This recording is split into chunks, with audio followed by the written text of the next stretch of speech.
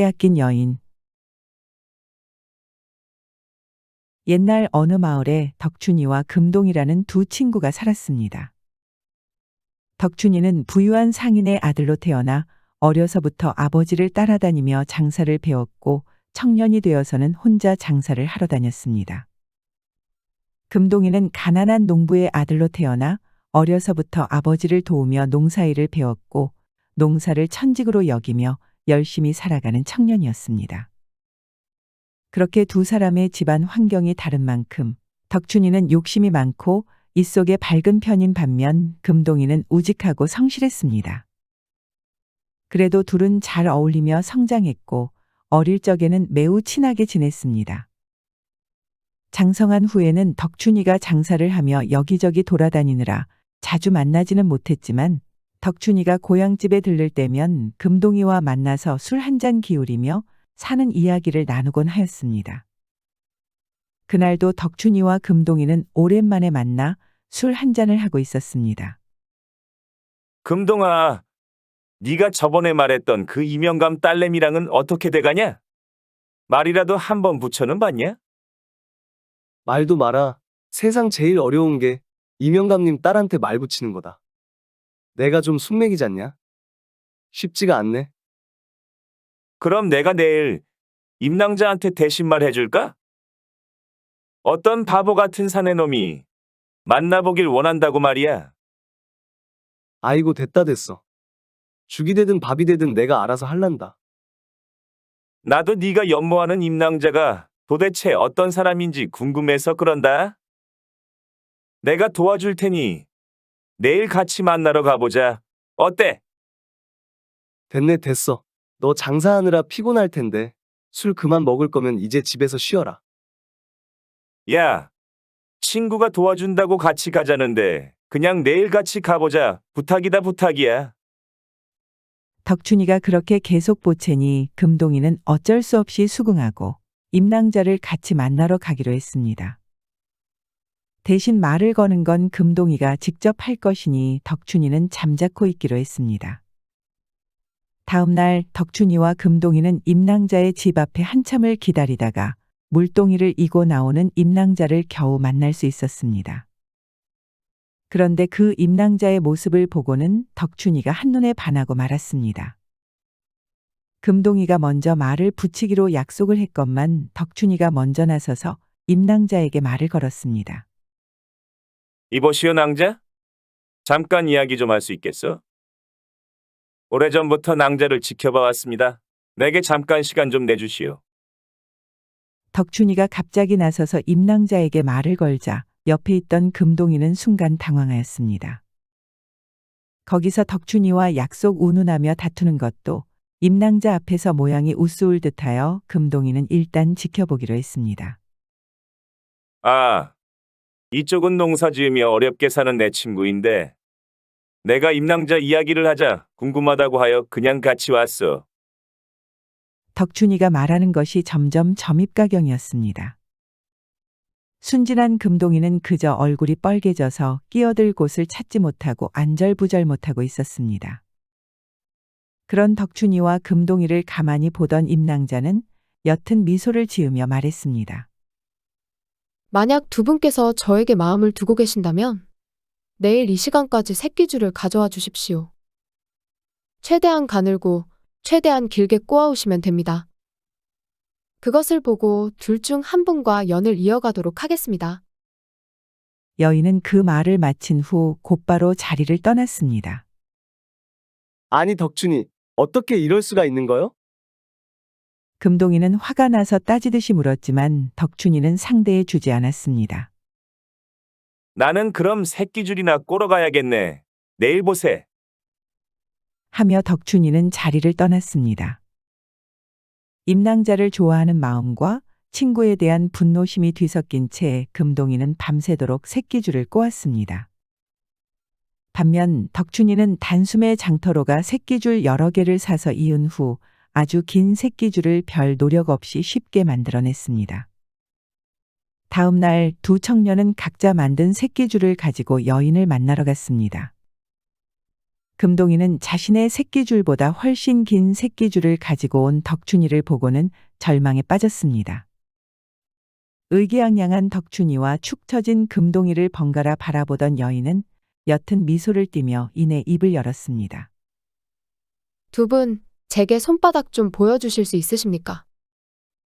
두 친구는 어리둥절하며 손바닥을 펼쳐 보였습니다. 밤새 새끼줄을 꼰 금동이의 손바닥은 새끼줄에 쓸려서 벌겋게 달아올라 있었고 군데군데 상처도 보였습니다. 새끼줄을 사서 만든 덕춘이의 손은 상처 하나 없이 깨끗했습니다.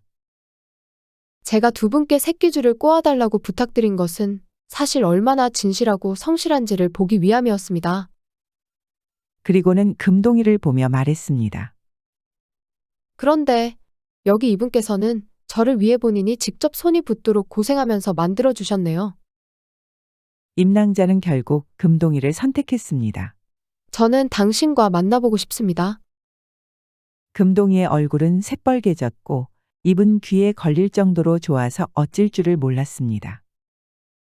그래, 가난뱅이끼리 잘 어울리네. 잘들 해봐라. 덕춘이는 막말을 내뱉고 씩씩거리며 도망치듯 자리를 떠났습니다. 어느덧 세월이 흘러 금동이와 임낭자는 혼인을 했고 알콩달콩 재밌게 살던 어느 날이었습니다. 오전에 밭일할 때부터 안색이 창백하던 금동이의 처는 기어코 쓰러져 알아 눕게 되었습니다. 근동에서 가장 용하다는 의원을 불러 물어보니 약을 먹으면 나을 수 있지만 약을 먹지 못하면 죽는 병이라네. 그럼 약을 먹이면 되죠. 무엇이 문제입니까? 그것이 말이야. 약값이 장난이 아니거든. 약을 구하는 것도 힘들지만 이 병은 돈이 없어서 못 고치는 병이란 말일세. 시간이 많이 남지 않은 것 같으니 서둘러서 돈을 구해서 날 찾아오게. 그렇게 의원은 떠났습니다. 의원이 말한 돈은 금동이 부부가 가진 돈을 모두 모아도 턱없이 부족한 큰 돈이었습니다.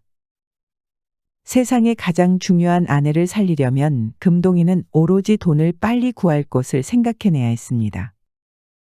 그런데 답은 이미 정해져 있었습니다. 그것은 이 마을에서 가장 부자이며 악연이지만 안면이 있는 덕춘이를 찾아가는 것이었습니다. 자존심이고 뭐고 가릴 때가 아니었습니다. 금동이는 그 길로 바로 덕춘이를 찾아가기로 했습니다. 덕춘이는 이제 직접 장사를 하러 돌아다니지도 않고 집안에 머물며 사람들을 시켜 사업을 관리하면 될 정도로 큰 상인이 되었다는 건 소문으로 들어 알고 있었습니다. 금동이는 덕춘이의 집 앞에서 청지기에게 정가를 넣고 한참을 기다린 후에야 덕춘이를 만날 수 있었습니다. 덕춘이는 아직까지 임낭자를 금동이에게 빼앗겼다고 생각하고 있었고 금동이에게 악감정을 가지고 있었습니다. 대청마루 위에서 덕춘이는 잔뜩 내려다보며 비아냥거리듯 물었습니다. 아니, 성실한 자네가 무슨 일로 이 별 볼 일 없는 장사꾼을 찾아왔는가? 내가 지금 상황이 너무 급박해서 그러니 거두절미하고 바로 본론부터 말하겠네. 내 아내가 지금 사경을 헤매고 있는데 약을 꼭 써야 하네. 그래서 큰돈이 필요한데 내가 생각나는 사람이 자네뿐이라 돈을 빌리러 왔네. 나 돈 좀 빌려주게 부탁이네. 덕춘이는 임낭자를 뺏겼던 일에 대한 복수를 할 기회가 왔다고 생각했습니다. 그래, 임낭자의 목숨이 걸린 일이라니 빌려는 주겠네. 다만 약조를 해줘야겠네. 알았네, 알았어. 돈만 빌려준다면 당연히 해야지. 무슨 약조인지 말해보게. 오늘부터 100일의 말미를 줄 테니 100하루째 되는 날 갚을 돈을 들고 오게. 그렇지 못할 시에는 자네의 산한 근을 베어내어 갚거나 아니면 임낭자를 내게 주게. 어디 약조할 수 있겠는가? 덕춘이가 좋은 마음으로 돈을 빌려주는 것도 아니고 또 다른 꿍꿍이가 있다는 걸 금동이는 짐작할 수 있었으나 어쨌건 돈을 빌려주니 덕춘이에게 고마운 마음이 컸습니다. 그리고 돈을 못 갚으면 자기 살 한 근을 내주면 될 일이라고 생각했습니다. 알았네. 약조하지. 돈 빌려줘서 고맙네, 덕춘이. 덕춘이와 금동이는 돈을 빌리고 빌려준 내용에 대해 문서를 쓰고 수결을 하여 한 장씩 나눠 가졌습니다. 덕춘이는 그 자리에서 곧바로 환전표를 써주었습니다. 금동이는 환전표를 들고 약방으로 달려갔습니다. 그리고는 약을 처방받아 그날부터 정성을 다해 약을 다리며 아내를 병간호하였습니다. 아내는 깨우면 겨우 일어나 탕약과 미음만 넘기는 정도였고 나머지 시간에는 거의 정신을 차리지 못한 채로 계속 누워만 있었습니다. 아내는 100일이 지나서야 자리를 완전히 털고 일어날 수 있었습니다. 금동이와 아내는 손을 잡고 기쁨의 눈물을 흘렸습니다.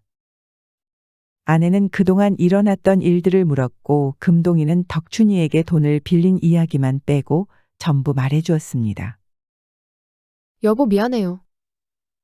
그동안 나 때문에 너무 힘들었겠어요. 아니요.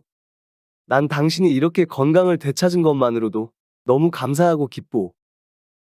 금동이는 너무 기뻤지만 바로 내일이 덕춘이에게 돈을 갚기로 약속한 날이었습니다. 그런데 여보, 무슨 일 있어요? 남편의 걱정스러운 얼굴을 보고 무슨 일이 있음을 눈치챈 아내가 물어보았습니다. 아무것도 아니오. 당신은 걱정 말고 푹 쉬어요. 제가 알아서 당신에게 해가 될 일이라면 모르겠지만 그렇지 않다면 무슨 일인지 알려주세요. 그래, 어차피 당신도 알게 될 일이구려. 금동이는 결국 덕춘이에게 돈을 빌린 내용을 말해주었습니다. 그렇다면 당장 내일이네요? 여보, 약조한 내용이 적힌 종이 좀 볼 수 있어요? 아내의 부탁에 금동이는 괴짝 안에서 문서를 꺼내 건넸고 그것을 천천히 훑어보던 아내는 눈빛을 반짝이며 금동이에게 말했습니다. 내일 덕춘이 그 사람을 찾아가서 이 약조 내용은 불합리한 것이니 무효로 하고 대신 시간이 걸려도 이자까지 얹어서 돈을 갚겠다고 하세요. 그리고 만약 그 사람이 끝까지 약조한 내용대로 이행하겠다고 하면 관아의 원님께 판결을 내달라고 하세요. 알겠소. 만약 일이 잘못되더라도 최후에는 내가 책임질 것이니 당신은 너무 걱정 마시오. 걱정 마세요. 별일 없을 겁니다. 다음 날이 되었습니다. 금동이는 덕춘이의 집으로 가 덕춘이를 만났습니다. 내게 갚을 돈은 마련해 왔는가? 그렇지 못했네. 약조한 날짜에 돈을 갚지 못해. 미안하네. 다만 돈을 갚지 못했을 때 대신 이행해야 할 내용도 너무 터무니없으니 지킬 수 없네. 시간이 걸리더라도 이자까지 얹어서 돈으로 갚도록 하겠네. 덕춘이는 비꼬는 듯한 말투로 말했습니다. 하, 내가 그럴 줄 알았지. 자네가 무슨 수로 그 돈을 갚겠는가? 나는 아무튼 약조한 대로 대가를 받아야겠네. 살 한 근을 주던지 자네 철을 주던지 하게. 덕춘이와 금동이는 서로의 주장을 굽히지 않았고 결국 다음날 관가에서 원님에게 판결을 받게 되었습니다. 원님은 약조한 내용을 다 듣고 생각했습니다. 사람의 살을 베어내다니 이 말도 안 되는 계약대로 한다면 저 농부는 죽을 것이고 그렇다고 약조 내용을 어기고 돈만 갚으라고 판결하면 기강이 무너질 것이니 이를 어쩐다. 아무리 보아도 분명 저 장사꾼은 못된 꿍꿍이를 가지고 만든 계약이겠지만 무작정 농부의 편을 들어줄 수도 없으니 고민이로다. 이렇게 원님의 머릿속도 복잡했습니다. 그때 마침 금동이의 아내가 관아로 들어와 원님께 아뢰었습니다. 원님, 저는 저 농부의 아내 되는 사람이옵니다. 제 남편이 저를 살리기 위해 약조를 한 내용이 비록 불합리하긴 하나 약조는 지켜야 된다고 생각합니다. 금동이는 그 말을 듣고 깜짝 놀랐고 덕춘이는 비열한 웃음을 지었습니다. 그래서 그 약조한 내용은 한치의 틀림도 없이 지키고자 합니다. 그 내용을 보면 살 한 근만 베어간다고 명시되어 있으니 살을 정확히 한 근만 베어가되 피 한 방울이라도 묻혀간다면 약조를 어긴 것이라 볼 수 있지요. 그렇지 않겠습니까? 그 말을 들은 관아의 모든 사람은 탐복을 했고 덕춘이 단 한 명만 안절부절 못하였습니다. 그래, 저 여인의 말이 일리가 있구나. 여봐라, 저 장사꾼에게 칼을 쥐어주고 약조한 내용대로만 이행하도록 하여라. 떨리는 손으로 칼을 쥔 덕춘이는 어찌할 바를 몰라하다 결국 칼을 내려놓고 원님께 아뢰었습니다. 원님, 그냥 저 친구에게 돈으로 받도록 하겠습니다. 그러자 금동이의 처가 원님, 약조한 내용을 보면 기한 후에는 돈이 아닌 사랑 근으로만 받겠다고 되어 있으니 이 역시 지켜져야 된다고 봅니다. 그렇구만, 기한이 지났으니 자네는 돈도 받을 수 없는데 쥐어준 칼도 내려놨으니 약조한 내용도 어겼네. 그러니 그에 맞는 처벌을 내려야겠구먼. 여봐라, 저 놈의 볼기를 30대만 치도록 하라. 그러자 금동이가 원님, 비록 못된 마음을 가지고 있었다고 하나 저 친구가 그 돈을 빌려주지 않았다면 제 아내를 살리지 못했을 것이옵니다. 저에게 먹었던 나쁜 마음은 아내를 살린 값으로 용서할 테니 부디 처벌은 거두어 주십시오. 부탁드리옵니다. 참 지혜롭고 어진 부부로다. 장사꾼 이놈은 저런 친구를 잃은 것을 버리라 생각하고 평생을 반성하며 살도록 하거라. 금동이에 대한 미안한 마음 때문인지 덕춘이는 고개를 들지도 못하고 물러났으며 금동이와 아내는 서로를 바라보며 기쁨의 눈물을 흘렸습니다. 이처럼 지혜로운 아내와 어진 남편 금동이는 이렇게 인생에 큰 고비가 올 때마다 서로를 아껴주며 성실히 행복하게 잘 살았다고 합니다.